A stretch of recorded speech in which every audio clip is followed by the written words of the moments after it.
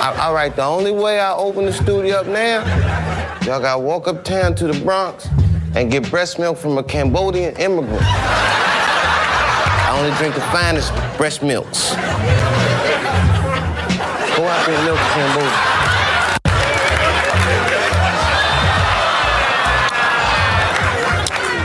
It's 100% Cambodian, yeah. It's the real shit. Breast milk, you made my day. I wanna take things slow, put my mind in cruise control.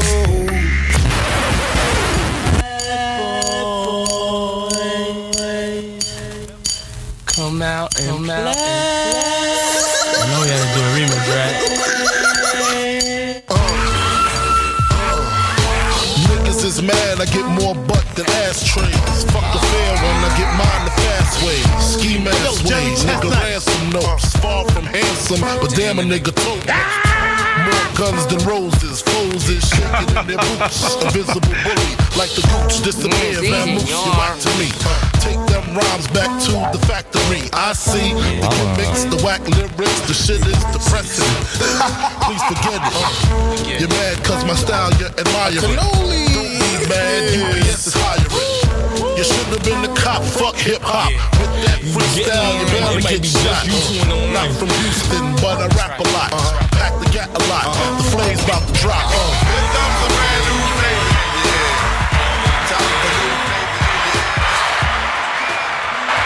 Tough. One of the toughest rappers of all time. Who you talking about? Big. I'd probably go like Dave Cruz, Biggie, Big Pun, Kenneth Surge. Benny's artist. Benny's artist at number 5. But you definitely top 3. Thank you. People don't know this about that Biggie verse, but what? I wrote it. Simple. Simple and plain. While you was in the club, sweating. Yeah. I wrote it with my bare feet. Right. That's crazy. Tough. Yo, that's the wrinkliest Gears of War shirt I ever seen. My fault. Whole line mastermind. What happened? I just wore his shirt and left, dude. No, the iron didn't even think of turning on today. No, we said we was gonna be here at 8:45 sharp. He was waiting outside. He said get here early. Yeah. And didn't got here at 9:40. But what does that have to do with ironing? Is that I was rushing to get out the house thinking that we were gonna be here early. You gotta factor in iron time, dude. Iron time is crazy. Yeah. I mean, Benny, anything? Like, I mean, that joint crunched up. Crazy. Hey, it's cool, man. yeah. Yo, untuck your jeans. It's crunched up. It's simply crunched up. Shit like a used bag of chips. Still got your jeans tucked into his boots. Untuck them, dude. I didn't tuck this. So why is it like that? I just stepped into them. And why is These my Miles Morales he got no Timbs. space in the Wu-Tang boots, man? That's crazy, dude. What, man? What shirt you got on under that? I have a white tee that's ironed. Simple and plain. Show us. Prove No, it. I don't got time for that. Yeah, because we got to get started. To get the clothes. You need a wettest clothes to take them off. We got to get started. I butter them up. Anyway, before I was really interrupted, I was going to introduce the show. Because there's people right now that are hearing us on their Spotify, not no more, and their Apple Pod. And they're seeing us on their YouTube right now. And that can mean one thing and one thing only. That they are locked in. To the Cruise Control episode 156. As you already know, I'm the host with the most abreast above the rest. Is your boy Chess. He a 69 guy. He a 69 guy. I don't. He a 69 guy. Euphoria. I think we're going to find out that somebody else is the 69 guy on this episode. Sitting to my left, the one and only Cannoli Cruz is in the building. A cannoli is Behind the camera, the man, the myth, the legend himself. And llama.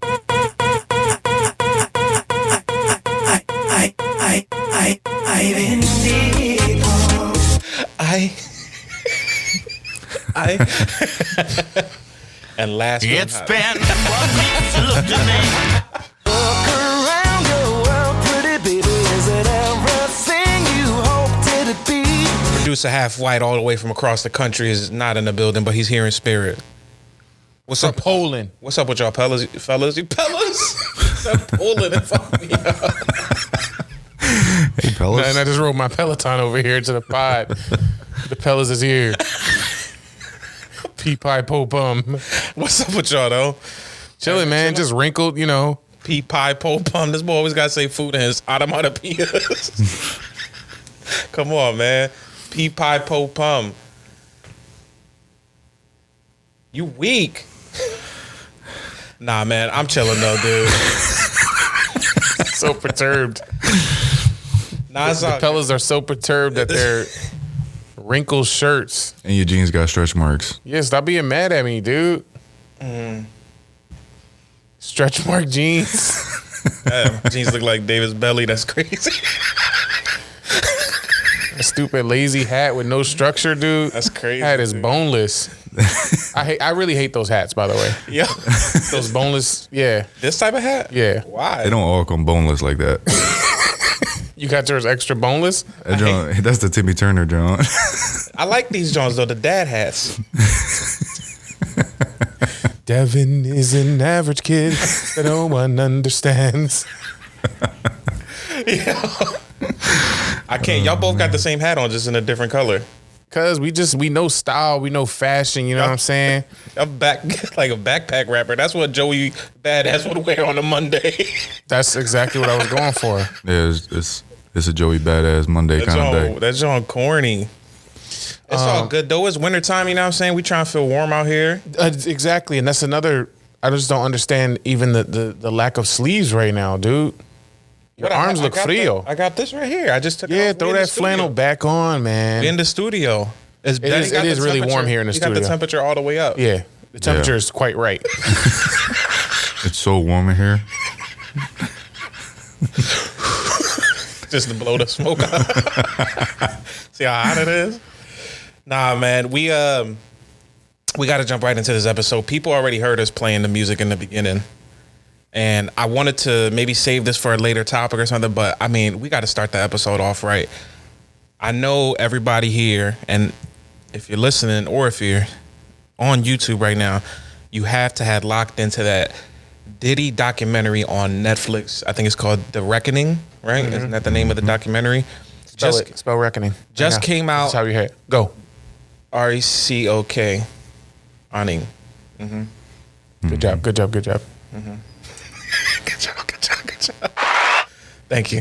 That's gonna be on my test. The documentary, The Reckoning, which is a 4-part series showcasing the life of Diddy as he rise to stardom to where he is now, which is in jail.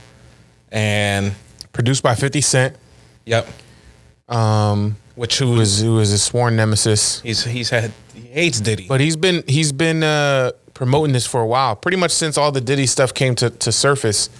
He was like, he came out on his social media and said, I'm going to be putting together a documentary on this guy. Just you wait and see. That's a big deal to get with Netflix and to make this come to life. Before we get into any of the details of the series and all that in our review, I mean, that's big. That's big time. Netflix, crazy. they just bought Warner Brothers, Discovery, all their streaming stuff. What is it, 82 billion? Netflix Yeah, is something crazy like that. insane right now. That is crazy. I might try to get a job at Netflix. What you gonna be? Consigliere. The lunchroom boy? It's the boy that served the chicken patties. You know what is excellent? Devin's fat jokes. They're just so good all the time. And I was looking at the analytics on our RSS feed, and it says like the highest reason people listen in is for your amazing fat jokes. So thank you, Dev. Good job, man. RSS Analytics. Analytics. Yeah. Somebody's woke up on the wrong side of the bed today, huh? The whole side of the bed. He woke up on both sides of the bed and had to get up I'm on via crane. the best side of the bed. This is amazing. Go ahead. I'm the lunchroom boy at Netflix. Yeah. I like how when he said yes, his face kept shaking. Yeah. His Chow eyes. So anyway, so the Diddy documentary comes out. and everybody's talking about it because he's already put a cease and desist out to Netflix. He's trying to get the documentary taken down. There was a lot of revealing stuff. Well, I mean, coward. I mean, look, for the record, none of this stuff is like. There's a lot of stuff that's he said, she said, right? The stuff that we can tell is the recorded stuff, like the videos that we've seen. Yeah. But the whole documentary is basically like assistants, best friends, even some rappers and singers on there, people who've worked with him closely. No, let's be clear. This is a documentary with a compilation of all his various nemesis that he has. Facts. This was like all his enemies lined up. This was Avengers Endgame. Like it was Beast Mars, Belize Mars. What the hell is Beach March Belize Bar? The contestant show that you showed us last week. They lined up outside Netflix wanting to be in this John. Mm-hmm. That was crazy. Which was amazing to see. I just love that when you can just get all your haters, not you, but when somebody can assemble all the haters all at once. It was people who's like, girl, he took at one point. Yeah. It was people who he fired. Tough. It was people who he's done wrong. You know what I mean? And not all of them was his haters. Like there were some people there who just was like working for him for the money. He didn't fire them or anything. They were just like, I'm thinking about the boy, the what was his name? The sex worker boy. Like he didn't hate Diddy. Yeah. He said he was just paying them. I mean, he was like, this guy is pretty despicable. Yeah, but he saw firsthand what was going on. He was freaked out. Yeah, so just I guess a quick summary is the documentary 4-part series. It goes through literally the beginning from when Diddy dropped out of college to become like a background dancer. And then it goes to his life. What was the company called that he started working for in the beginning? Uptown Records. Uptown Records. And then leaving Uptown Records with Biggie, starting Bad Boy, and then becoming what he is today. Do we feel that this is a spoiler-free worth, or do we spoil? Oh no, we have to spoil. We have to because there's spoil. so much detail. It's spoil time. Yeah, Yeah. it is spoil time. Yeah. We're leaving it out of the fridge. It's spoiled. Past its expiration date. Right. Okay. So then, yeah, I guess we can talk freely about the different components of it. So skip the next 20 minutes, y'all, if y'all don't want to hear any spoilers, because we about to talk about this whole documentary. Should we kind of do the highlights and then get into what we felt was the best or what was the most compelling pieces of it? Yeah. All right. So, like Dev said, starts out, kind of gives you a brief overview of kind of how Diddy came to be who he was as an adult. You said it started kind of when he dropped out of college or whatever, but actually they did make some commentary on his childhood. So his childhood, he had a pop that was like apparently in the streets. His dad got shot and killed when he was little. He was like 3 years old or something like that. Yep. So he really has no memory of his dad. He also doesn't have like a real father figure. And then his mom, it kind of seemed like his mom was into some stuff. Like maybe she continued to do some nefarious deeds. Maybe she was a little low-key drug dealer behind the scenes or something. Because he had like a kind of a good life. Yeah. They had money. And apparently a lot of that was because of the pop left behind a good amount of money. Yep. They lived in a relatively good part of New York. But his mom was always having these parties at her crib, had mad people there, basketball players. She was like in the know. Mm-hmm. And it was kind of weird. And he would have like fur coats when he was a kid. Yeah, and I remember the best friend was talking about how she used to have them. They had like a stage in their living room. And they used to be like, dance, baby, dance. He used to be in That's where his dancing started, right there. And he used to just be in the middle. And the friend said that he was getting beat crazy. Yeah, he would catch crazy beatings. Yeah. Yeah, that's not easy when you're a kid to see that. Mm-mm. But it started shaping his monster. So then, boom, fast forward. Bo goes to college. Oh, what it started shaping, Benny? This monster. Resume. He goes to college, going to Howard University. Then he says, you know what? I want to drop out and become a background dancer. At 19 years old, he dropped out of college. Hip hop was that strong. It was the allure was there. He just wanted they said that he just wanted to be like them. He wanted the fame. It wasn't nothing strategic. It was just like, I want to be the main stage. Yeah, because he was a noodle. Yeah, he was like the haircut and all that. He was kind of. Then he said he had a gumbo haircut. Yeah. Yeah, what they call him, a dweeb. Why you said it so fast? I had a process. I had to catch up. Yeah, what they call him, a dweeb. Wait, what? That's what they said, right? Yeah, exactly. Benny said he had a gumbo haircut. I would call it a Gumby haircut. Yeah. But nonetheless, he was looking like that's a dork. what the boy's name is? Gumbo is a food, dummy. llama. Yo, same. Gumbo is a food. Dummy. Yeah, so So then he gumbo go- haircut. Like you said, he gets a job at Uptown Records as an intern. He's chasing down coffees and everything for this bull, Andre Harrell. And then Diddy starts to learn the tricks of the trade. He starts to learn what it means to be a record executive. Then he moves up to be an A&R. Then he eventually starts having a falling out or just being at odds with this guy that was his mentor. So he breaks off, starts his own thing. Yo, I'm gonna start this label called Bad Boy Entertainment, Bad Boy Records. He gets fired from. He got fired. But Harrell let him keep Biggie as an artist to start off. That was the key to his. That was basically his success because he had the Notorious B.I.G. in the holster, one of the best rappers of all time. Yep. Yeah. So then, boom, Bad Boy takes off, and at that point, most people know the general story of Diddy, that he was a big record executive. P. Diddy, Mace, 112, Early Locks, Mary J. Blige, Faith Evans. He starts producing all of these. Who was on there that they highlighted? What was the group? It wasn't Total? No, it wasn't Jagged Edge. The guy. 112. Was it 112 that they highlighted? I thought it was The singing guys? the four. It was the four of them. Yeah, 112. Was that 112? Yeah, just all these countless acts. Craig Mack. Shout out to Craig Mack. Rest in peace. Yeah. Faith Evans. Yeah. So he produces all these artists, these hits, whatever. And then the whole West Coast, East Coast thing happens. They highlight that. Yeah. You also get to learn about some of Diddy's relationship life throughout it. It's they did a good job with the documentary, showing the relationship stuff. They got their point across as the far business as stuff. villainizing him. Exactly. And then the whole East Coast, West Coast thing happened. Tupac and Biggie died, which I'm sure we'll talk about in a little bit. Then Diddy becomes his own star. He starts making music. Now he's the artist. So he's got songs, and we know some of Diddy's songs that he's produced. He had an album. He had a couple albums, actually.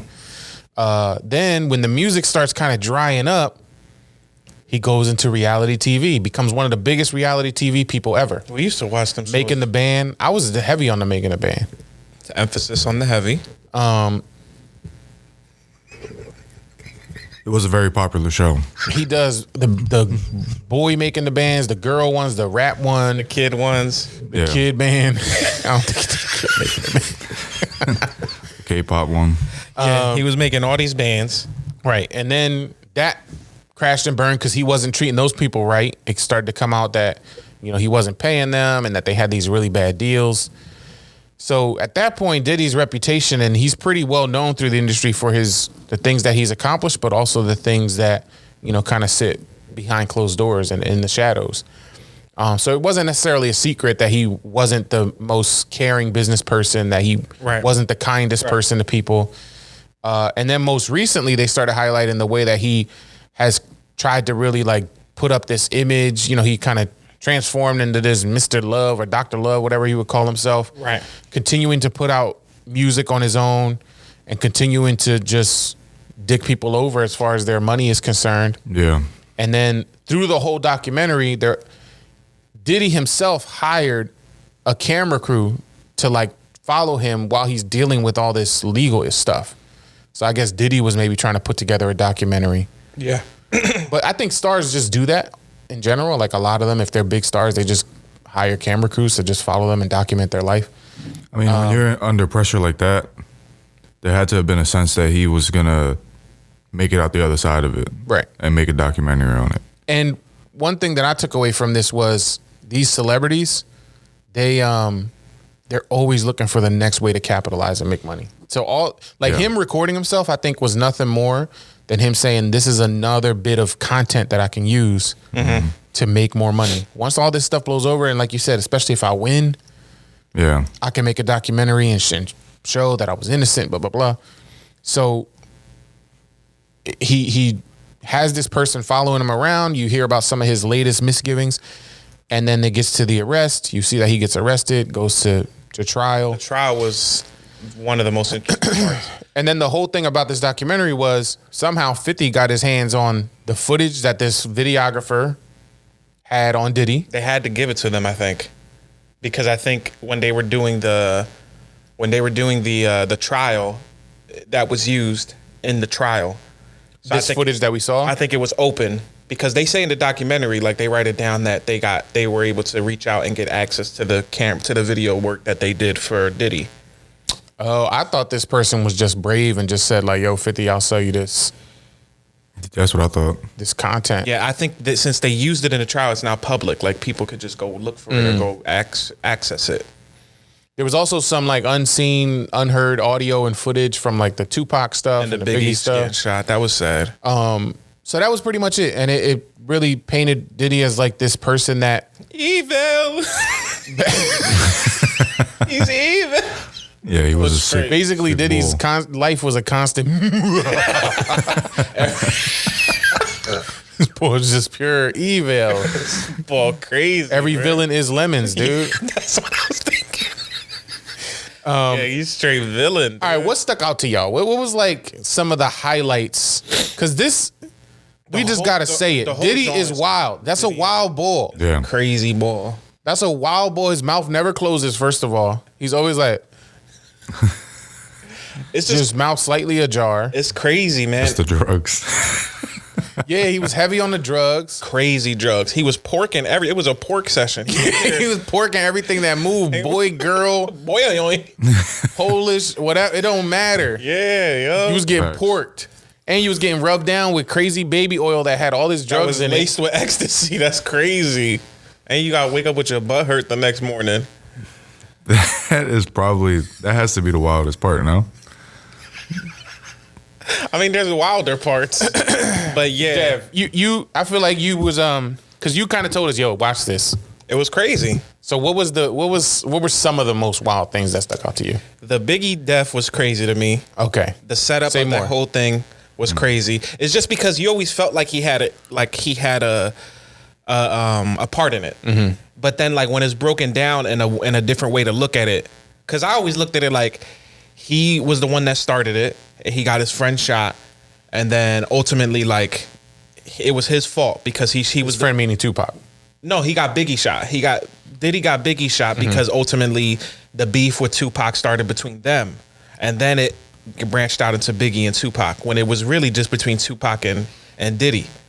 But the way that the documentary breaks it down was like Tupac loved Biggie, like because he could rap and he had a good mind on him, and they were able to chat about hip hop and stuff like that. He respected him, but he never respected Diddy because he felt like Diddy was slimy or there was something up with him. Right. So once Diddy saw that relationship of Tupac forming with Biggie, he didn't like that. Yeah. So he started doing little sneaky things. They go into the John about how he got how Tupac was gonna go record at Diddy's studio. They said Lil C's, they even had Lil C's on there. Lil C's, for those who don't know, is like Biggie's right hand man and is in the rap group. But Lil C saw him from on top of the stairs. He said, "I'm gonna go get Biggie." Biggie said, "Yo, go bring him up to the studio so we can record a song." Lil C says as soon as he went to go get on the elevator, two boys with guns came up and stuck him up and was like, "Go back to the studio." Like to even have that knowledge of like who he is, who he's with. It could, if it was two random boys, you think they would know.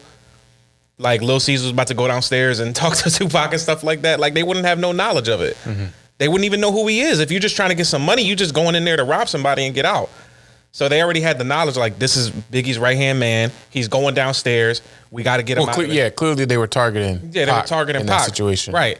So then those guys go and shoot Tupac, and it happened in Diddy's studio where he's like, Didn't steal nothing from him. right.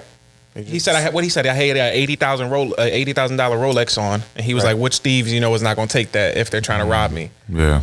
So then Tupac gets shot. Then when he recovers, he goes to jail on a rape charge, was it, or something like that, or like some kind of sexual misconduct charge. He goes to jail. While he's in jail, Suge starts to become like this same thing as Diddy, except his motto was like, "We're going to pay the artists instead of taking their money." They go have a meeting. Suge's best friend gets shot. Remember, they said the guy shot Suge's friend next to Diddy, and that started everything. That shooting right there started everything. If Diddy's friend or person who was there would have never done that, it would have never been what it was. But his friend got shot. He goes to jail to see Tupac. Tupac's already beefing with Diddy. signs him to Death Row Records, and then that's when everything blows up, and you start to see. I thought the insinuation was Diddy might have had something to do with, not just by virtue of starting a beef. Like, what if Diddy orchestrated Biggie's murder too? No, because that's what I'm saying is that once everything started, and then the whole Tupac thing where Tupac beat up that guy, and you're just Vegas. recounting everything. What I'm saying is that I feel like the evidence against Diddy, because Diddy kept telling Biggie, don't leave LA. Yeah, we're gonna have another party. Biggie wanted to go to the UK. He had like some tour or some press run set up there. Oh, don't go. Like, we're gonna have this party, whatever. So he kept urging him to stay around LA. Why? For what? Yeah. When you know he's trying to make moves, he's trying to build this like global brand. It was just very sketchy. And then you hear like Diddy was jealous of the artists. He felt like he could do it better than them. He was orchestrating all these hits from a producer, from a producer standpoint. Yeah. And maybe he wanted to be in that spotlight. Yo, the part where they said that Biggie got shot and killed, and then they said Tupac made him pay for his own funeral. Like, he did it through like Diddy made him pay for his own funeral. And then the next was him on stage with the choir behind him and staying on stage. That was wild. He was like, Yeah, he was just dancing circles around Sting. Meanwhile, he's supposed to be mourning the loss of his friend. Yeah, like if you was really beat up about your quote unquote best friend dying, why are you on the MTV Music Awards a few months later after stage the death? dancing in all white? Just the goofiest dances too. Then they said there that he took the Rolling Stones cover away from Biggie. It was supposed to be a Biggie, and he took the cover and it made it of him. Promoted his album more. I mean, that was crazy to me because not only did you get your quote unquote best friend killed, you then used his death to jumpstart your rapping career. You were already known as like this producer or whatever. Mm-hmm. Now you wanted to get into the rapping game, which you really can't rap. One of the worst rappers of all time, if you're being honest. Ooh. He's definitely up there on the worst producer rappers. Diddy's one of the worst rappers. I was just saying rappers. Producers, he don't even produce the music. They were saying that other people was in the studio producing the music. Yeah, he just be like, yeah, that sound good. Yeah, that sounds good. That's what, what's his name do? Who? DJ Khaled. Yeah, that is what Khaled does. DJ Khaled does. He's like, yo, put a We the Best right there. Benny knows because he's the engineer. He has whole albums. That's crazy. I feel like Diddy started that trend though. Without Diddy, there is no Khaled. Yeah. I wonder how many people Khaled has porked.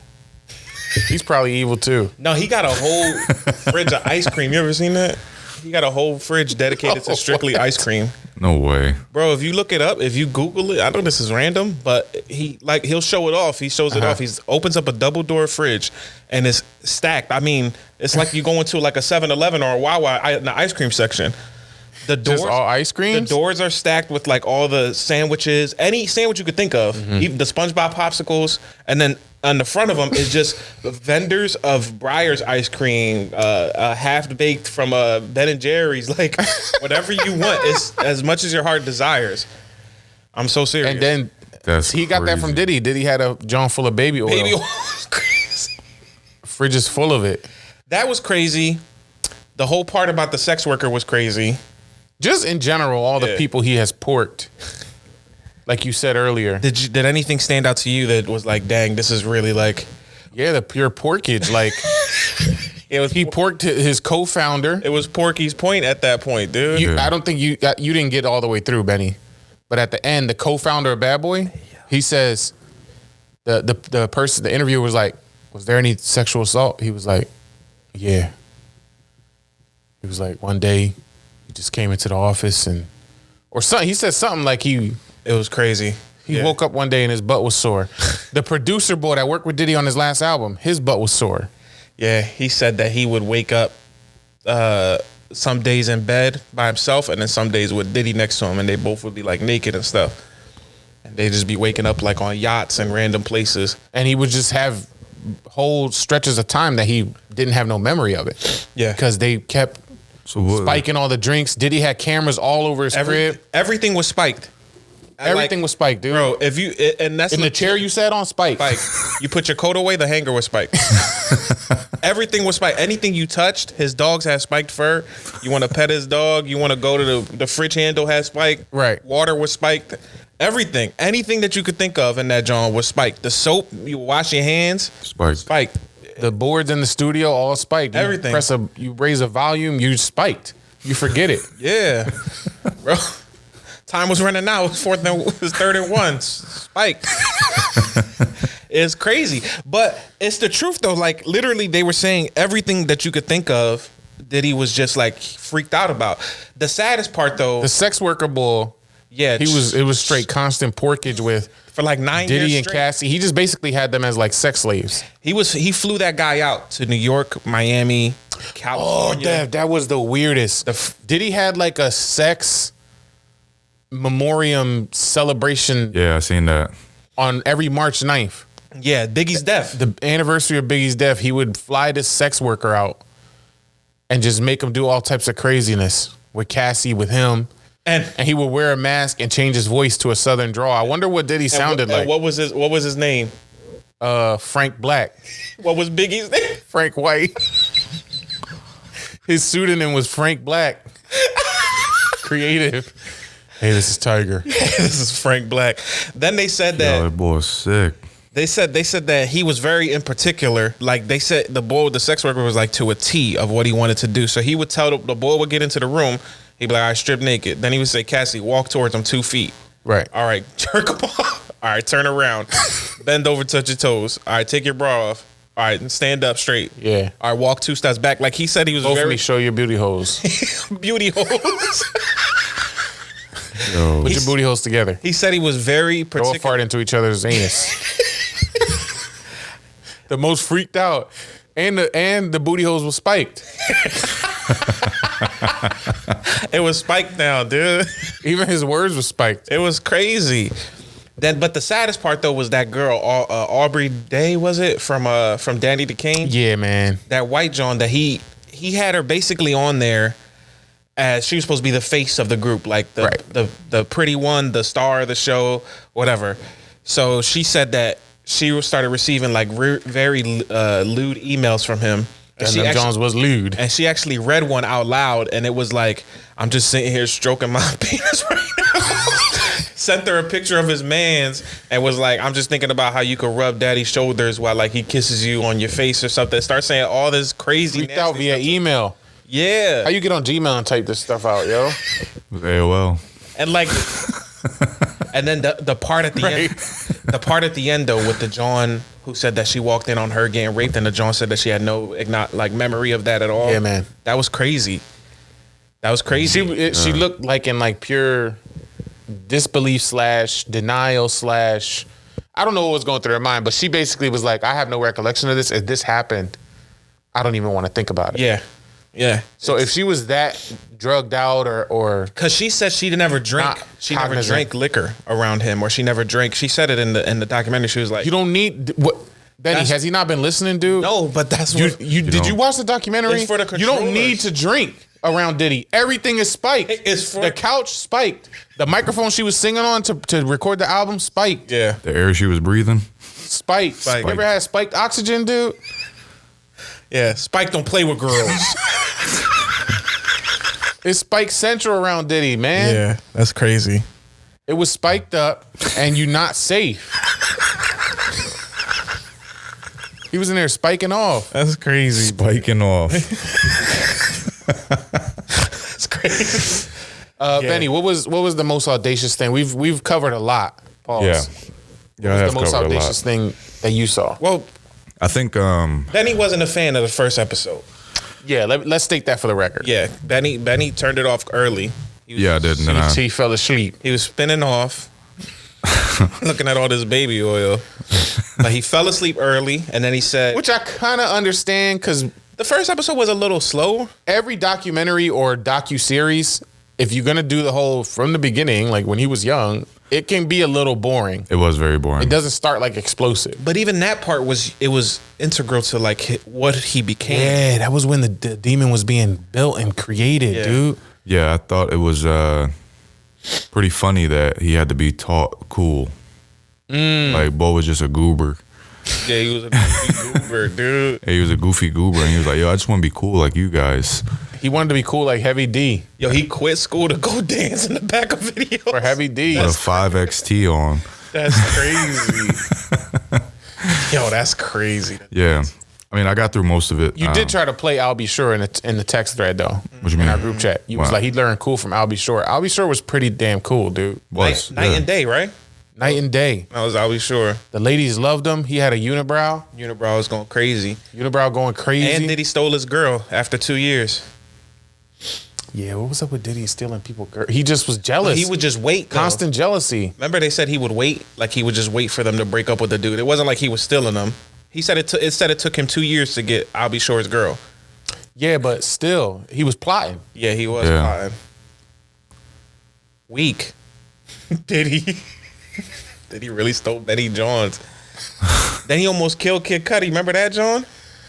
Yeah, Kid Cudi blew John? up Kid Cudi's car. Yo, but for real though, and this is what I found, this is what I really did find most, like, I guess, intriguing about the whole documentary was the trial part. Benny, you didn't get to this part yet, but during the trial, they interviewed, in the documentary, David can attest to this, 2 jurors from the trial, which was interesting to me. And it was interesting on who they picked. I'm pretty sure all 12 of those jurors would have said yes to a documentary, but they picked the old Indian bull to talk about it, and then they picked the younger black woman who were both jurors on the trial.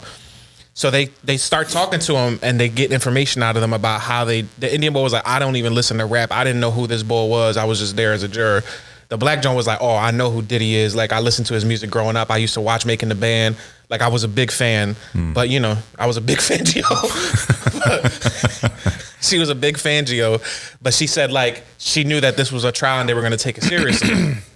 So you start seeing their point of views of a person who knows nothing about hip hop and who just is looking at the facts and looking at the case. And then another person who knows a lot about Diddy and his past and his love life and all that, and how they looked at it. The most interesting part to me was they asked the Indian boy, like, about the whole Cassie thing, and he was like, well, if you ask me, like, I took it as it was 2 people who were madly in love, and they were just doing things while they were in love. Like, no matter what it was that they did, yeah, it was some crazy stuff, but it came from a place of love. Like, they were being freaked out for each other. And then the John was like, man, if they would have trialed him for domestic abuse, we would have got him. It was so crazy to just hear both, and that's the yin and yang of the whole thing, is like, on one point, there's a bunch of people who are saying, oh, he loves this girl, like, and she loves him back, and they're willing to do a lot for them, and it's okay what's going on because they're both okay with it. They both know what their relationship is about. And then it's the other girl that's like, fuck that. Like, if they just would have said for domestic abuse, I would have found him guilty of that. She don't care if he loves her or not. He don't care if she. But think about what that. So this is what that tells me, that was all engineered. That was storytelling by the lawyers, by Diddy's lawyers. This man had a team of 12 high-priced lawyers. Yo, they said it was like the USA Dream Team of lawyers. It was the dream team. They was all spiked too. They was tough. Yo, they was all spiked. But that tells me that the lawyers spun that story. Because how does he even get that implanted in his brain? If you're just watching clips and you're hearing that he had this girl, he was grooming her from when she was under 18 as like a quote under the guise of her being an artist. And then by the time she's 19, they're actually in a relationship. Stole her from Ryan Leslie, by the way. Was jealous that the boy was around. Then he immediately signed her to like a 10-album deal too. Yep. Signed her to this crazy 360 deal that she could probably never get out of. And I haven't even heard a Cassie album. Did she ever make an album? She probably was so scarred from that whole thing. Maybe she just gave up on superstardom and all that. She's just chilling somewhere. Crazy. But no, that's a planted story. And, I know this because I watch Suits. So I know how lawyers work. They the ones that got to plant the seed in the juror's mind on how they should be thinking about this. The Indian boy didn't just walk in there with that as like his world philosophy. He absorbed that in the hearing and then he took it as truth. Oh, these were 2 people madly in love. That's a story I'm willing to bet money that Diddy's lawyers spun in that courtroom. Well, Cassie was also Lawyers do be spinning. on Diddy's side though. Like they said, like during the trial, that she wasn't like really cooperating against him. But think about that. How can you trust everything she's saying when she was brainwashed from like 17? And all of the impact of the drugs and all that. Not to say that she's an unreliable narrator, but you also got to look at it like, what is the psychological impact of all the years of influence, abuse, drama? Yeah. Not Head only that, games, right? She knows him better than most, so she knows her life is on the line if she's gonna say the wrong thing. Exactly. A lot, and that's what a lot of them said. If you pulled like a psychologist into the room, they might say, "Oh, she's showing typical signs of, someone who has been manipulated by like a master of it, a master manipulator." Most of them were doing that though. Most of them were saying like, "This is Mike gonna blacklist me." The producer guy said it. He was like, "They might blacklist me because of this documentary, but like, this is what was going on. This is how I viewed it. Like, this is what he did." Now, a part of me has to say like, and I'm opening this up to you guys in the questioning. What's up with like, how much of this are we gonna take like as truth? Because being real, like Dave said earlier, they gathered the Avengers of people who hate him. Yeah. Right? Like go through all the people that was there. Best friends that he's fired, people that he stole their girls, people that he that they said that he didn't pay them on time or that he wasn't giving them money, people that he may have slighted, like, oh, I'm not gonna bring you up with me because I think you're a threat. I'm gonna just like go and take this and run with it on my own. It was a lot of that. All the artists on I'll Be Sure, he took his girl.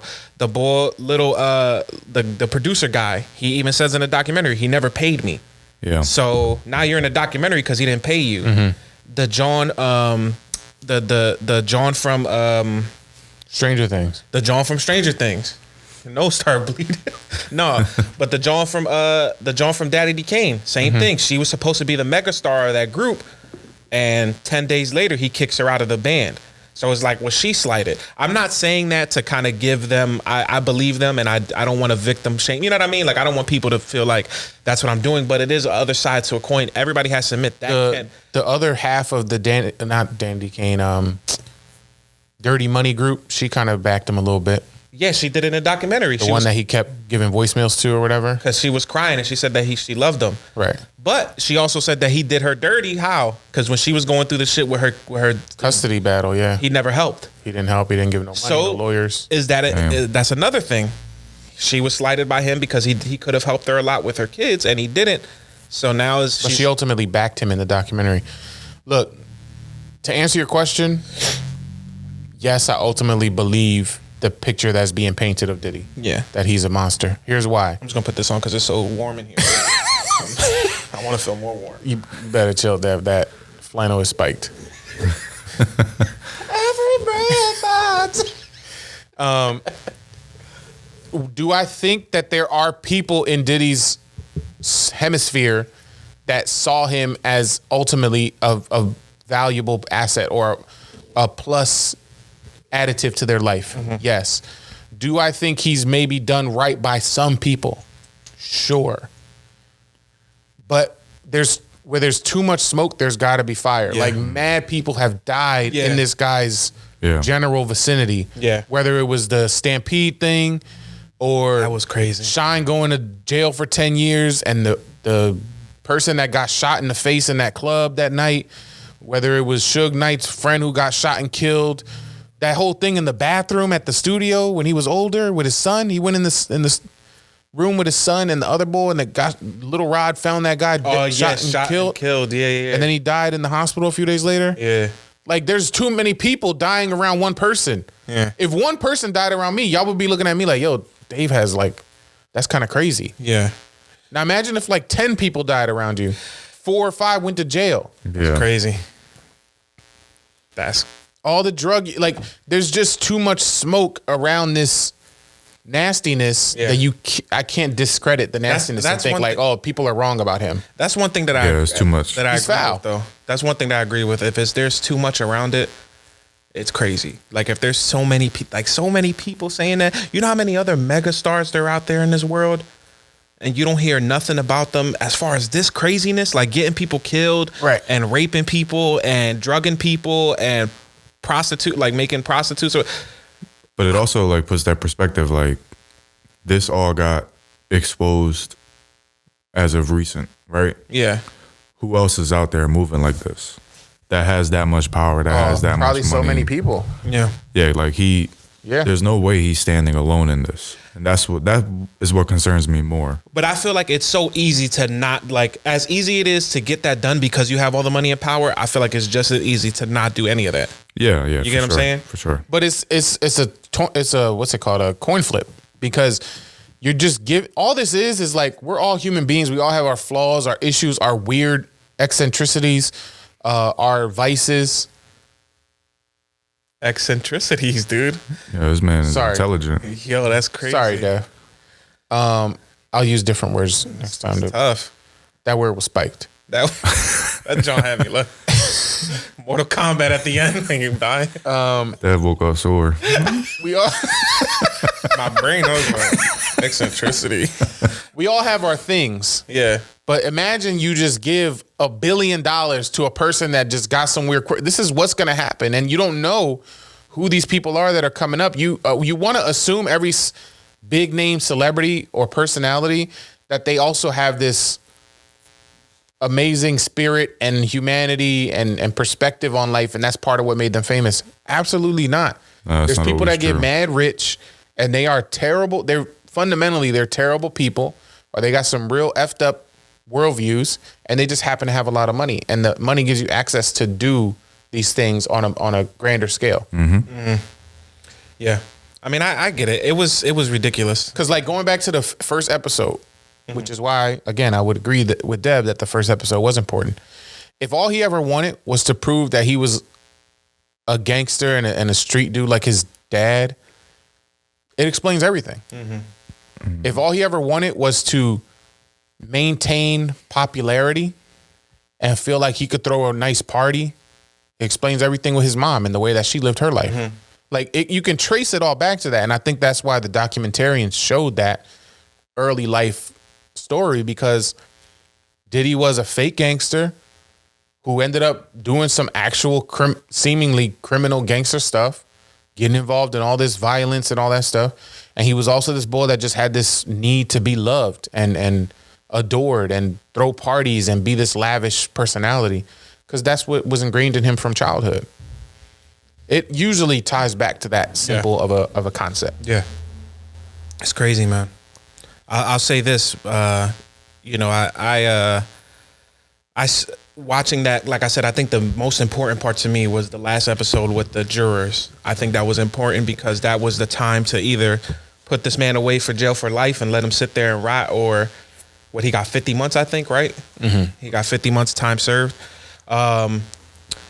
They knew that it was very important to get the crowd on their side, and I thought it stood out to me the most just because, one, I've done like a jury duty thing where it was like a rape case and like a attempted murder case, and even that was difficult for me to like sit there and look at the little girl talk and like look at the mother talk and then the guy who they accused and like go through all the information with the cops and all that. Like that hurt to kind of sit there and hear that. But think about what these jurors were saying. Like these lawyers were coming up to these blogs and these people afterwards and handing them information, right? Like basically, yo, put this out there. And then those jurors will hear that information and get that information. You know what I'm saying? So it was like crazy. Like just imagine you're sitting there trying to have justice and like have this case, and you got some of the best lawyers in the world who know how to talk and who know how to, say certain things, talking to people around you. And then those people in return are talking to you like, yo, did you hear this? Yo, did you see that? That's crazy. There's no way. And even the John said it. She was like, when they were at trial, when something would happen, Diddy would be like turn back to them, right? Remember she said that? She said like if something crazy was to happen, and Diddy would look at them like he would make faces at the jury. What are they even saying? And you're not allowed to do that. He was like messing with, and then she said that the one part, because she said Diddy always has that head nod, and they played clips of him in like making the band show and like listening to music. So they said when stuff was going on that he maybe like knew happened, he would do the head nod, like he would just be like trying to think of something or coming up with something. But then when it was something that seemed like very outlandish, the part that she used was a John Capricorn. What was her last name? Was it Jones? or it was Capricorn Clark, which was Diddy's assistant. She was saying during her story that was the biggest one because she started talking about kidnapping and ransom and all this other stuff, and Diddy was like, and she said the John was so emotional that it made her seem like she was speaking just strictly off of being fired because she eventually got fired. Yeah. So she was strictly speaking off of. So you don't believe her story? Who, the John Capricorn? I believe her story, but do I think that she it's a little bit more emotional for her? Yeah, and I think put a little spice on it. I think she put a little spice on it, but I do think that spiked it. She definitely spiked she it. definitely spiked the story Because her story was the one about Kid Cudi car bombing and all that. Yeah, she says that Kid Cudi was hanging out with Cassie. Diddy came to the studio with a gun looking for Cassie. Took the John Capricorn Clark with him to Cudi's house. They weren't there. Cassie calls him. Diddy's on the other end, like, bring him and you here, whatever. Like, I'm killing him. Show me your buttholes. Show me your buttholes. The car is spiked. You know what I mean? Spiked with a bomb. So she said that John Cassie ends up going by herself back to Diddy, and he like beat her up and stuff because she was hanging out with Kid Cudi and cheating on him. Right. So it was crazy. It's a crazy documentary. Definitely interested in it. I think you guys should watch it. It's gonna get taken down soon. Only 4 episodes of it, so it's a quick 4-hour watch. You know what I mean? Just throw it on one day if you got the time. 4 hours. It is because everything is like a quick half a work day. No, everything is like so. Like I felt like it went. Didn't you feel like the documentary kind of went fast because it was so fast? Time flies when you're spiked. Yeah, and it was so interesting. The documentary was spiked, dude. The spikening. The spikening might be the episode title. It was crazy though, man. Definitely interesting documentary. Definitely think everybody should watch it. Diddy the Reckoning on Netflix. Please give it a watch. Crazy documentary. And then I would say as a recommendation, after y'all get done watching that, definitely want to tune in to Netflix's documentary, The Puerconing, starring Devin Cruz. He finally made it on Netflix. The Puerconing. Spinning off. Spinning off featuring Dev.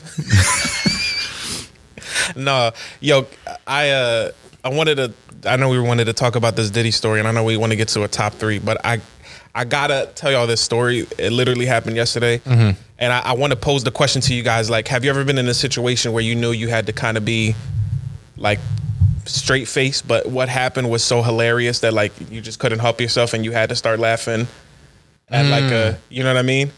Yeah, that's happened to me a couple times. So yesterday, bro, this is the stupidest shit. Yesterday I went to dinner with a couple of my friends. We went like to some dim sum place, right? So we order our Yep. we order our food, right? Whatever. 30 minutes later the food comes out. Like, it took a long time. They were very busy. So the way they stacked it up is like they stacked it up in like containers on top of each other. So the boy who dropped the food off at the table was opening the containers, looking in, like passing the food out. So I don't know what happened, but he like grabbed the one container and I guess maybe it hit his arm or maybe hit the table, but he spilled all of that shit all over my friend. And it was like boiling hot. Like the dim sum Jones is boiling hot. It's fresh out the steamer, right? What you got, like dumplings and all that? Dumplings and all that, right. So he spills it on my friend. Where you went to Dim Sum Garden? No, it's someplace in Jersey that they recommended. I was with Dale, my boy, and my boy Big B. Big B's a fan of the show. So it burns him on his wrist. And you can see like the red hot whatever on his wrist. So the guy's like, oh, I'm so sorry. He brings him out another John, right? So on the floor, it's like disgusting. It's all this soup juice and like shit on the floor. The guy just left it there. He came back and brought him more food, but didn't clean it. So our waitress was like this old Asian woman. So she's like bringing us water and stuff. And from my point of view, I can see her. So she walks over and she notices the soup and all that on the floor. So she walks over to him and she looks at my friend and she's like, oh, you messy boy. She called one of y'all messy boy at the table. Big B, who's like my fat black friend. She was like, you messy boy. And I was like, why'd you call him? Yo, we started dying at the table. And he was like, no, that wasn't me. That was the guy spilled it on me. And she was like, you messy boy. Then she just got 40 napkins and started cleaning them. But yo, we were looking at her like, why'd you call him a messy boy? But wait, Why couldn't you laugh at that moment? That's perfectly laughable moment. No, because I thought she was being like, yo, you just think she was being serious? You ruined my floor. Like the floor is all dirty because of you. Just imagine you working at a place and now it was a lot, dude. It wasn't like a little, but she was like, but she, that's exactly. I think you had a license to laugh. And she was like, because she did the smile and she did like the finger. She was kind of playing. She called him a messy. Now, if she was angry. What's an angry, messy boy? I don't want to be perceived as racist or anything, so I'm not going to do any impersonations. That's exactly how she said it, though. But if she was angry and it was like clear she was upset, but it sounded funny to you, that's a situation where it's like, I got to try to hold this laugh. Oh, bro. But did you cracked up out loud? Immediately. Like I couldn't even hold the laughter in. So there wasn't even an attempt. No, I was like, try. I looked at my friend. He was already smiling. So that just messed me up. Have you ever went to a restaurant and called you a messy boy? Nah, never. I'm clean boy. Oh, you clean boy. I'm a clean boy. They all come up to me and hail clean boy. They compliment you on your all hail clean boy. All hail clean boy. Clean boy is back. Yo, you messy boy. I'm never gonna forget that. Yo, she fried him. That's what happened. And it just sucked because like B's sitting there trying to enjoy his food. Right. He's trying to have a dumpling. We all talking. She interrupted our conversation. And yo, side note, dumplings be good, bro. I actually want one right now. I got 3 in the car. You got 3 dumplings? Yeah. Yeah, one for each of us. Yeah. You not a dumpling boy? I mean, I can't say I am. Dumpling boy. Can't say I am.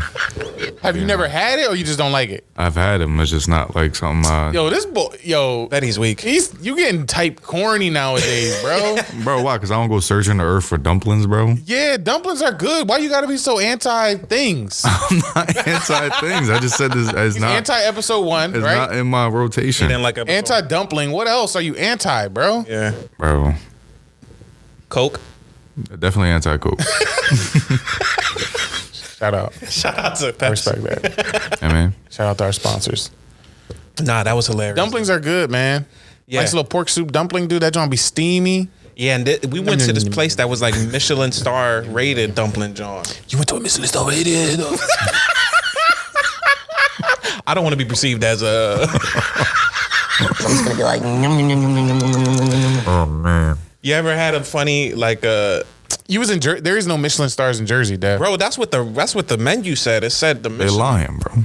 They said they got Michelin tires on their cars outside. Probably what Delivery cars. And for all the messy boys out there.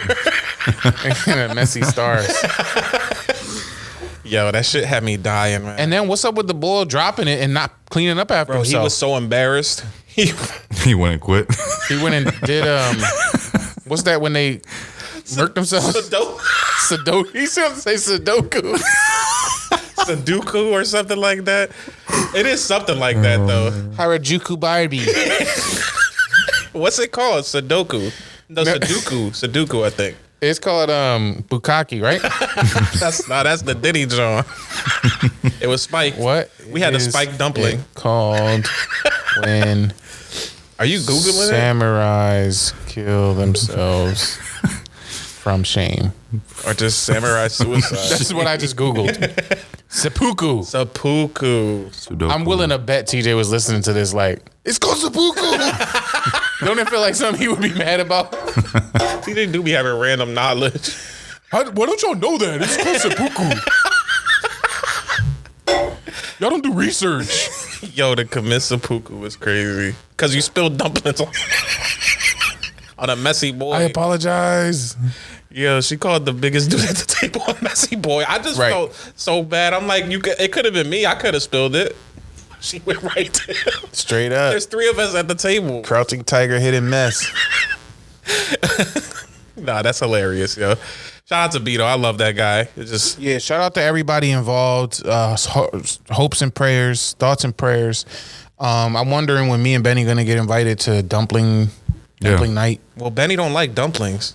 And you want He might if he got invited out. There's no That's what I'm oat- saying. And Yeah. a Michelin star place too at that. Michelin dumplings. Because he hasn't gone to no Michelin places. But he's never had there don't oatmeal dumplings. Benny got his dumplings from Wawa.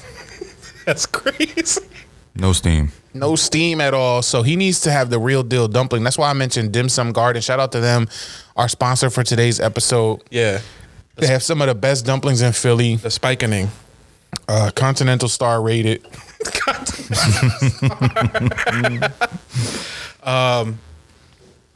What else we got there? Listen, we're about to wrap this up, but we got to get into this week's top. We're going to do a top 3 because Benny's going to join this episode with us.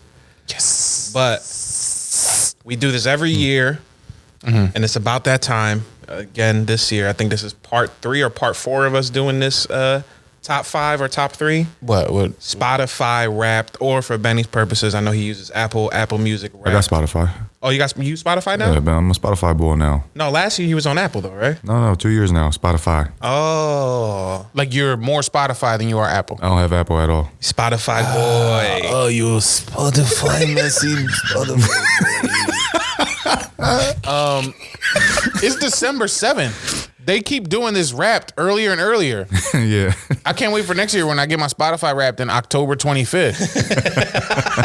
It's gonna be My January. year's not even wrapped yet. What if I start listening to Michael McDonald for the next, just nonstop for the next month? It might take over my top spot. Michael McDonald. Achoo. But now listen, we're gonna get into the Spotify Wrapped. So how we doing this, Dad? Top 3, just your top 3 songs. Usually we do like a song that maybe surprised you or something, but no, let's just do our top 3 songs. I want to see what this year looked like for y'all. What was getting y'all through the year? What was motivating y'all? What were you listening to during your oatmeal eating, during your gym sessions, during your Pepsi rounds? What was the song that you had playing Pepsi round. through your headphones as you're counting pallets, as you're giving out, oatmeal to the homeless? Like, what was popping this year for you guys? Hey, shit. Type shit.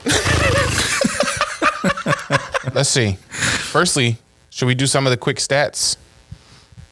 Yeah, we could do that. We could do the quick stat, John. All right, let's see. I listened to 224,580 minutes. I listened to 155 days worth of music. Damn. I'm looking at the story. Where y'all at with it? How much music did you listen to? Because I always look at that number and I'm like, do I mean I listen a lot, a little? I don't think I listen to music that much, to be honest. What was your music again? You said? I said I did 224,580 minutes of listening. Let me see where I'm at with it. It's impossible. It's impossible. Look, go to Wrapped and then do your 2025 Wrapped and do the story thing. Yeah.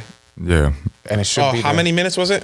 Mine was 224,000. Oh, I had 35,713. Oh, I lapped you up.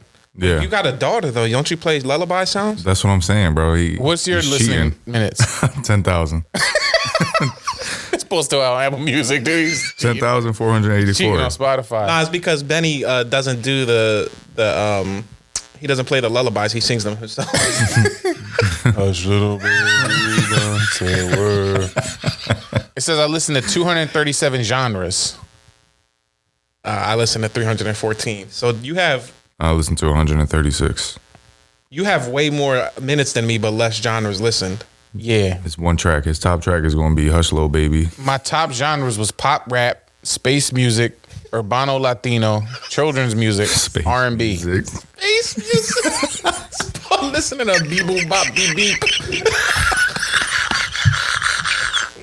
There's an Argonaut. My Jones was pop rap, pop rock, soul, pop, and then indie. What is pop rap? This boy a popper, yo.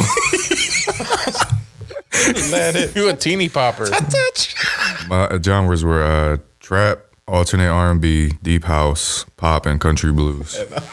Deep voice. And vape Country noises. blues. Yo, vape noise. You vapey baby boy. Listening age is 46. Benny, what was your John? Pause. 23. Mine was 60. Young boy. Yeah. You're a pure Young child. vape. You're a pure child. You said yours was 42? 46. Mine was 60. Dang, old head. Pop over here. It says you're Under the boardwalk. you were into music from the 80s, which it links up with last week when I said the 80s was the best decade of music. Yeah. It says I listened to 2,791 songs this year. I listened to 1,938. I'm a straight listener, dude. Benny got 12 songs he listened to. 779 songs this year. Don't say your songs yet. All right. Yeah. All right. 17 albums I listened to. 17 albums. Yeah. All right, should we get into this? How many albums? do I only it. listened to 8 albums this year. So we going 3, 2, 1 on our list? Yeah, 3, 2, 1. All right, Dev, you start. All right. We'll go this around. All right, starting for me, here's my top. And then what we'll do, because I know they show you on the playlist if you can, tell the people how many times you listen to that. Because they tell you on your playlist at the bottom how many times you listen to the song. Go see. So this song is my number 3 song of the year. And I've listened to this song 157 times. Let's Something Kendrick. All top 3 are Kendrick. Every jeans.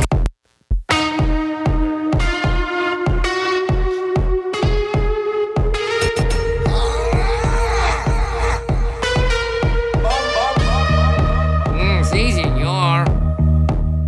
This beat is so tough. They won't exist. Uncle said, nigga, you must be sick. All you talk about is just getting rich. Choke my neck, nigga, and ice my bitch. Beat the system with chains and whips. This is culturally inappropriate.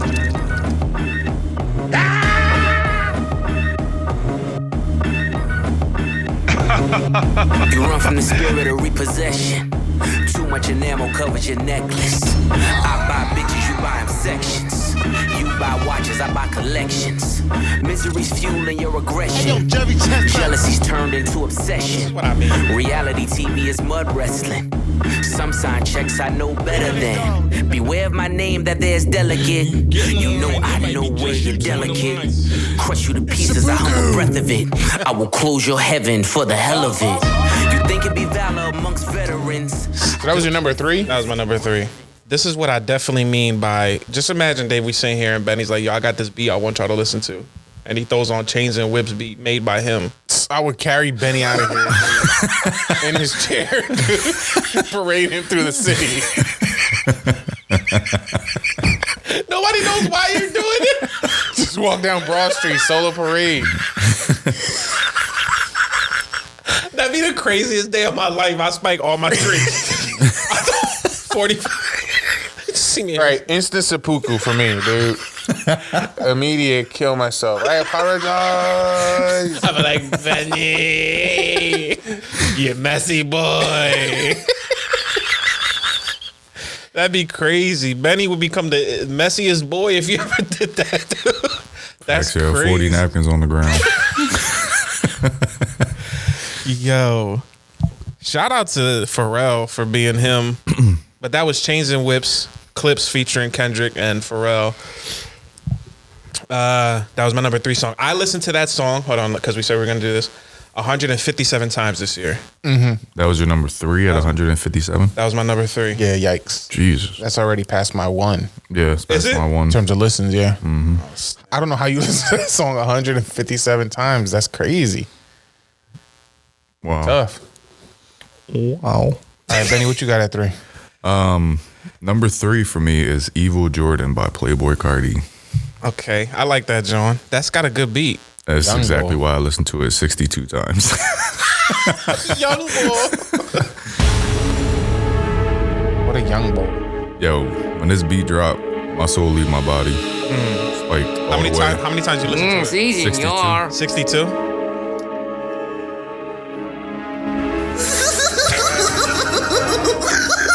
Who produced it?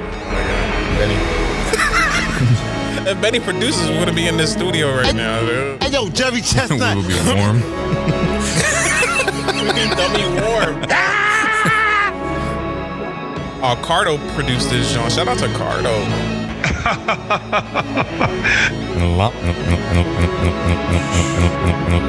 Llama. A cannoli. This first part is space music for sure. This is the what David's number one.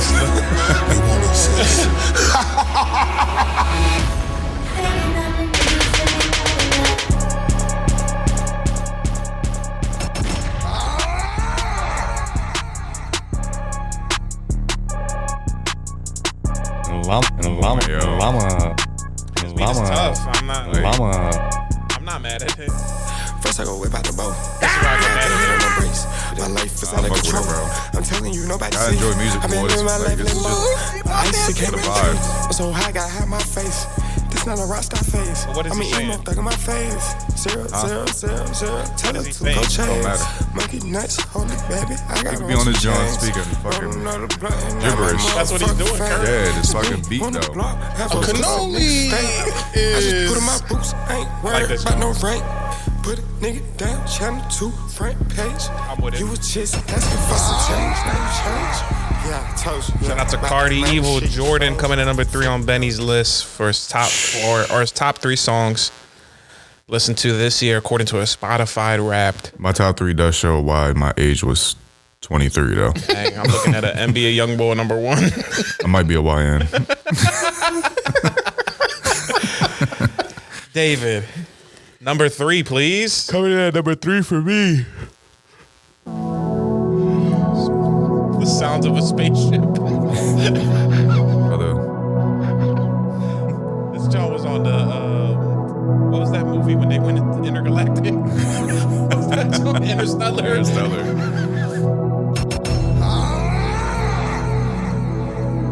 Is this what you use for Sophia to go to bed? Is this it? She listens to space music?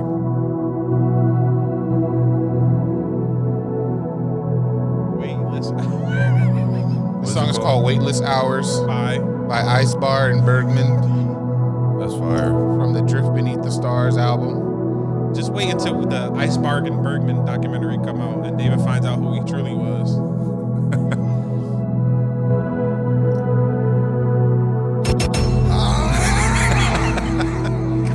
All right, I'm about to fall asleep now. Everybody in all of the controllers squint out there right now.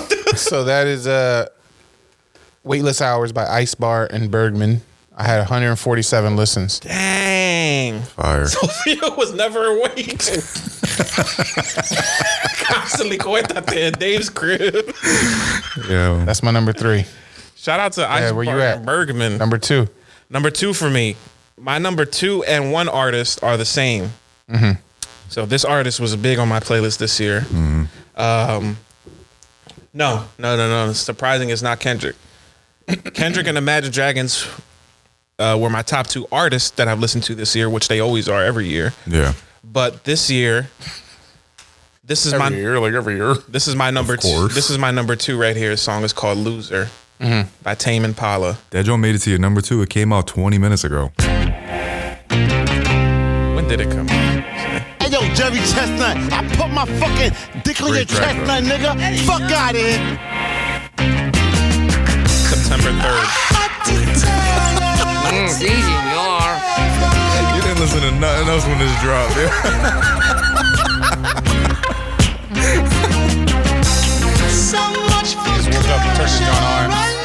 Right. I'm locked in. Brushing his teeth. I listened to this song 179 times. I'm going to bed to this joint every night. This song's tough though. That's a great song. He was in his bag this year. The messy boy. I like the chorus. My favorite part.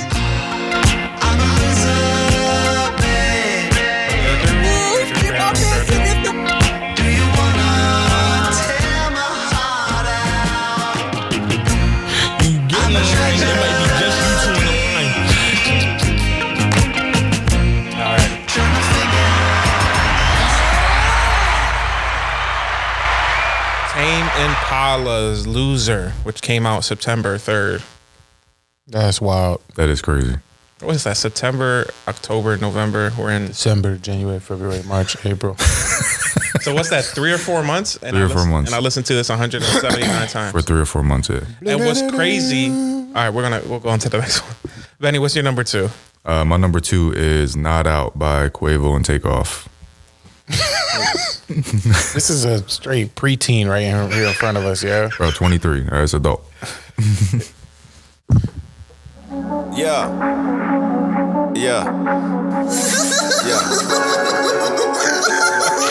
This is Jackson. Sleep music. Yeah. How many times? What we doing? Said let's pop out. Updated my roster and had to swap out. 68 times. You can't find it cause it's not out. 62? You know it ain't. Nigga, we ain't the same. Go. I hop on the plane. Don't go nowhere without that money on me. I feel like on Mike. I got a suitcase with 200 for emergencies. 2 infinity braces 100. Low key, it ain't nothing to me. You tryna cuff him, but if I wanted the bitch, she coming with me. Fly to an island, hop up a jet. We at the 6th retreat. Bitches running around geek. I ain't been home in weeks. It's a lot of more chicken to get, and I ain't been sleep. She did me a favor.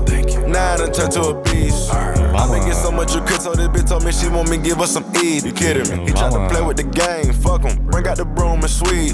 I beat the belt, diamonds on the buckle, leather crosses on the denim. Touch him. He's the best ad-lib though, watch. I'm having motion and muscle. There's a part where having he motion and talks muscle. about how much money he getting, You know, and you I'm hear him in really the pop it, but if background it's time to counting. pop it, nigga, I'ma He's pop like, it. fuck it. Pop that shit, you know what I'm saying? Like in this part or like what part of You know, work hard for I think this it's shit. later on in the track. Oh, it's later on the track. The gang got the hood in Hollywood. For real. Huncho, what we doing? Hey, let's pop out. We gon' Lil' Bo got that stick and like he this so I do shout think out. that Takeoff is writing for all of them. Think so? Yeah. Gotta wait till the Migos documentary come out. Yeah. I heard a rumor that Proof wrote everything for early Eminem. Anybody say anything? How about? All right, this is my number 3. 2. You're number 2. My number 2. This boy on sleepy time all year. Sophia never woke up one time. She been sleeping since day 1. 2025 red. She been asleep.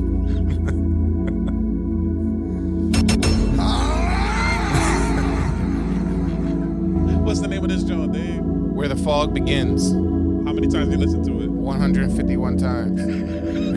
It's by Dietrich and Dietrich. DJ D-Rec, what you say? Dietrich and Dietrich.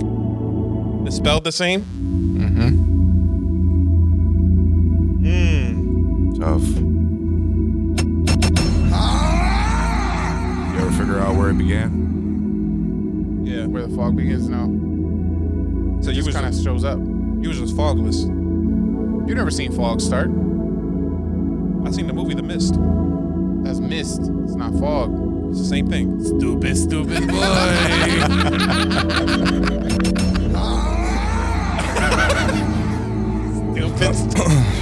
Shout out to The Mist. Yeah. That is Where the Fog Begins by Dietrich and Dietrich.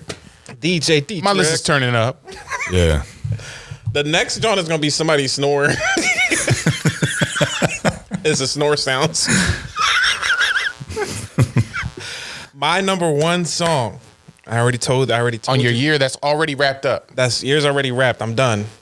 On to the next year. This song came out 2 weeks ago. This song came out September 26th by the same artist. Seriously? Yeah. Wait, it's the same artist? Yeah. Oh my God. It's Tame Impala again. Benny knows where this song is going. Sure. But I listened to this song 270 times. And 270. He's listening to it right now in an Apple AirPod. At least y'all know when it's time for me to go to bed. What's on the play? No wonder he can never hear me. I'll be like, Dad, what? Huh? He's listening to Tame Impala, dude. This song right here is called Dracula by Tame Impala. I think he does that noise in the joint too. 270 times this year. You gotta let to go to the chorus because that's my favorite part. But here we go. Chacho. Hey, yo, Jerry Chestnut.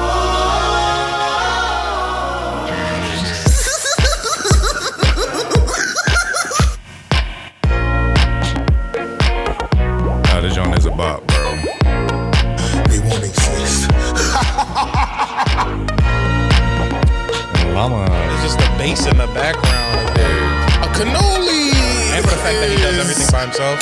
He's just in the studio floating, bro. I would have carried him out of the studio like this. All hail Tame Impala.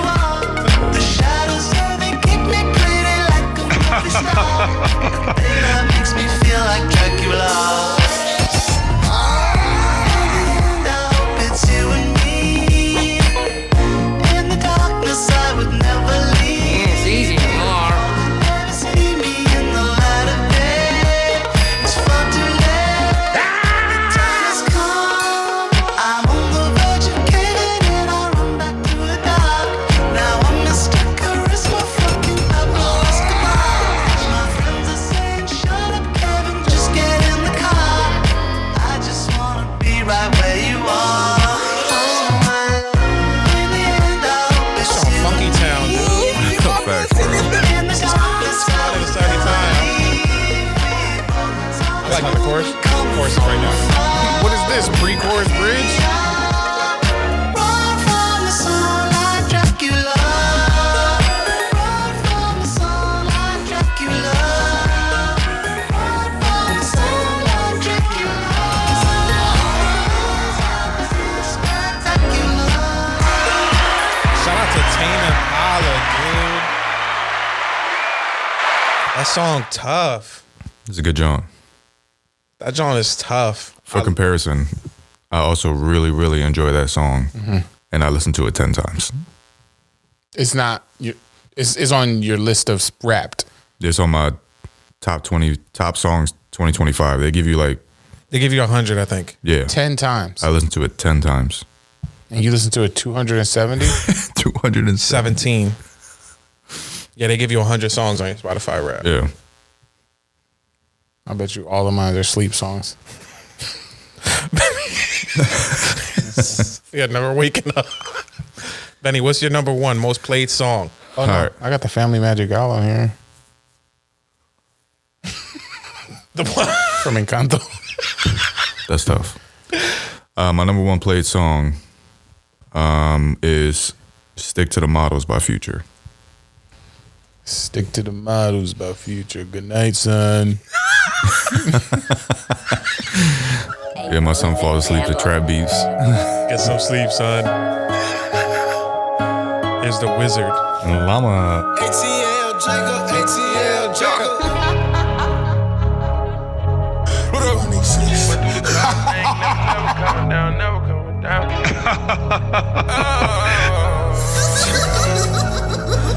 Told my bitch she found us a bitch. We gon' fuck on together tomorrow. Fucking my bitch, I'm fucking on brink up, yeah. Go on and hop on the charter. I go to sprint, I go to take off a cash, yeah. I'm not a jogger. I went to Neptune. Hey, I yo, went to Jerry Mars, Chestnut. yeah. Streets get hotter than lava. I'm in that mode, everything gon' go. I gotta do it regardless. Suicide dose, oh, reaching my goals. Thanking my heavenly father. I'm on my grind, ain't no slowing down. I done put up the bottles. I'm on that pretty boy shit, yeah. I'ma just stick to the models. I'ma just stick to the models and hit it. I'ma just stick to the baller and get it. I can't come up short, I'm going to get it. I can afford to keep all my bitches. I got her laid up, she bad as a did it. I got my weight up and carried my city. I got my carrots, my ears. Get in the line, it might be just you two in the line. I keep it real, ain't talking absurd. I lost the feeling of drinking on serve. Put up them M's, my Federal Reserve. Tell you the truth, I got caught in the urge. Tell you the truth, I come up from the dirt. She came with no panties, a little bit of skirt. I hit it on Xanax and I made it skirt. I really been drinking on Palmer. Told my bitch to find us a bitch. We can fuck on together tomorrow. Shout out to Future. How many times? 141. That's tough. All right. So Dang, that that's a huge jump from your two. Yeah, that when I discovered that song, I listened to nothing else. What was that like? Because he didn't tell us how. He didn't give us a picture of how frequently. So to get to 141 of that, how often are you listening to that? What's the? I got what's a the hip day hop. like? I got a hip hop playlist, and that is the first song on that. Yeah. So you just play the playlist and you always start from the first song. I start with that song. Yeah. And where are you playing it? Like, is it On the way to work, on the way home, like so driving to and from work? yeah. Are you playing it here at home? Sometimes when I play skate, I use my Spotify playlist on the PlayStation. Tough. I'll put some tracks on, but So you that's just like one of them beats that just Zone out. let me get this day started. I need something that's going to set it off. And I hear that instrumental, and I'm ready for whatever. good. Yeah, You can count any number of Pepsi. bro. 1 to the model, 6, 7, 8, 10, Yeah. stick to the trousers. Don't matter. Put the pallet on the truck. Yeah, stick to the models. Thanks, bro. No, but that's the same way with me. I listen to that Dracula song. I do the elliptical for an hour every time I go to the gym, and that's the first song I play every time I go to the gym. Now he want to talk. Now he want to give us You the didn't story, ask that and he's question. going to add the elliptical in like he's fit. You didn't ask that Bro, question. not fit. You didn't ask that question, O-line. I know where you don't listen to it, where you ironing clothes. Because I never iron. Yo, your eyes are so bulgy. I got the model. David's always surprised. Bulgy eyes. Yo, check it out. What's your number one, dude? This is where we separate. This is my number one at 152 listens. Dang. Sophia Benedetto.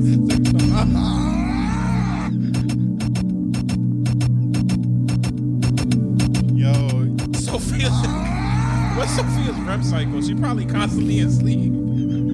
What's her circadian rhythm? Turn your rhythms up to level 10. Let's go.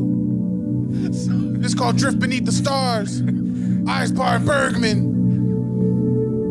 This is bars, dickhead.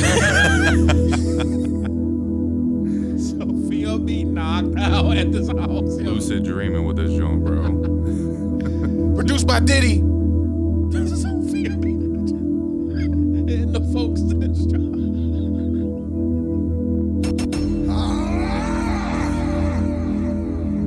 And that has been episode 156. We're not ending on this song. No, that's Chuck. That's Chuck. Yeah. We're not ending on this song. Why? We're not ending on Drift this Beneath song. the Stars, Dad. No. You ever listen to space music? I need something else. Please. All right. You guys don't. This is a top artist in the world because of me. They probably got a nice mansion, 12-car garage because of my listens. Yeah, All that's sleepy true. time. They love when you count them out. All they fans asleep. Listen, This is what we ended on right here. We can all agree to this. can I explain? Go ahead. I'm already got the ending song going up, but you can lift it up. I put her down for bed and I say Spotify, just play sleepy time music. And it plays all this. That's it. This is Benny's number 4 on his list. This is so you just say play sleepy time music? No, I have like a curated playlist for her. Oh, and it's all that. All this. Do you, okay. Ice Bar and Burger. Can let me ask you a real question, for real. Because I want to give know. you a real answer. And I want the controllers to know. Go to your first real song that's not sleepy time music. Because that song would be technically what David's been listening to. Yeah. Because this is highly, what's it called? Influenced by my niece, my beautiful niece, because she goes to bed and he plays sleepy time music. But I need David's song. I need an actual song that's on there. And then The first song that isn't a sleepy time song. Sleepy Time or Disney soundtrack stuff. That's just for you that you listen to. Is where is it at on your list? How many times have you listened to it? And then let's hear it. It is at least 25, 30 down. Jesus, it's all from 25 up is just sleepy time music and Sophia like music. the song I'm about to play, that's me, that's genuinely me. The song right above it is called Tulo Tagovailoa by Moana. Tua Tagovailoa by Moana, the quarterback from the Miami Dolphins. And then right under my song is Zwie Farben Do and Do, which is by Dietrich and Dietrich, the same people where the fog begins. I thought it was We Fall Down by Fred Hammond. This is the first song that's me. It's 17 listens. That? Yeah. Oh, the cold John? Let me go ahead and murder this shit. Voice going and shit. I think it's going to And that has been episode 156. We'll do that. It's a little iller. So this is Dave's actual song of the year. That's not influenced by his daughter. Yeah. Carolina. I just fit this in like, hey yo. Feeling like a puppet and the devil is Geppetto. Let her to She the wakes ghetto. up. Hold your head high. You can pick apart my raps. I ain't told you changing now the lie. name of this. Sophia, can I please play one of mine? Go ahead. Nigga, girl, you can't find. That has been episode 156 of the Cruise Control. Shout out to Bendito, shout out to Dave, shout out to Half White, and of course I'm your host with the most, the breast Half brother. White. It's your boy Chess. Follow us, like and subscribe and comment. At the Cruise Control Show. Lost in my thoughts, so my eyes be Asian. On Instagram, YouTube, TikTok, Facebook, anything you could think of at the Cruise Control Show, look us up. Except Spotify. Except Spotify, because we got kicked out. Bro, take your time, bro. You gotta figure that out. Benny's on Spotify now. How's he gonna listen to us? Yeah. YouTube. Yeah, go to YouTube. Watch us there. We love you guys. Another episode, Cruise Control. Don't sign to Diddy. Sign to us. Sign to the Cruise Control Records. Yeah. You got your A&R Benny, your producer extraordinary. No, producer Benny, A&R Dave. I'm the boy in the studio. Stylist. The baby oil. Stylist Timmy Turner. Come sign with us. If you don't want us dancing all up in your videos, you don't want your Pepsi spike, sign with us, Cruise Control Records. Yo. Pepsi flavor. Pepsi spike. We out of here, man. Episode 157, 156. What did I say? 156. Love you guys. We out of here. At the Cruise Control Show. Follow, like, and subscribe. We out.